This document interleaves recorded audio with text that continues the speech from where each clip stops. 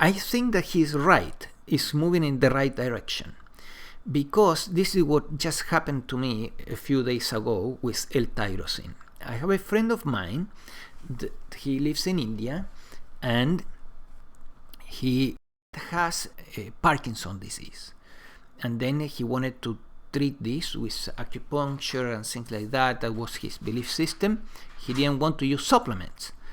Well, finally I convinced him, and I sent him a bottle of tyrosine, and in 3 days it floored down her Parkinson's symptoms that were quite painful by 80%.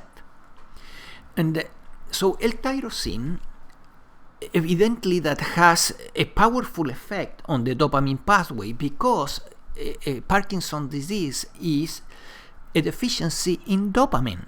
The theory goes that in Parkinson, the cells in the brain in charge of producing the dopamine have been declining, aging, and dying.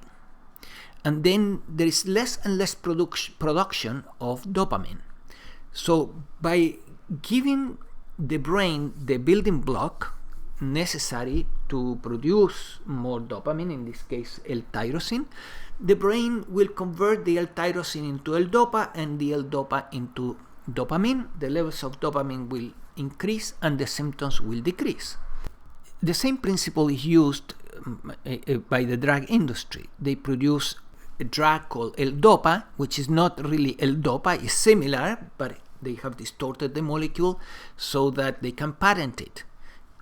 Obviously, the solution with L-tyrosine or L-Dopa as natural substances, to me at least, makes much more sense. And I could see the results in the case of my friend. Now, L-Dopa exists also in nature by using a bean called Mucuna pruriens. Yeah, it's an herb, and then the Mucuna pruriens has L-Dopa and has been used in Ayurveda to treat Parkinson's for thousands of years, or at least hundreds of years.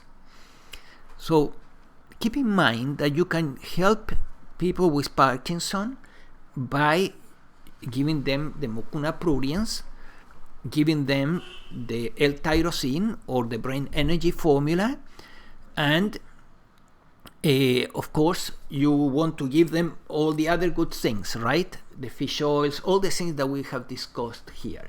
Yeah, the fish oils, the vitamin B12, and blah blah blah.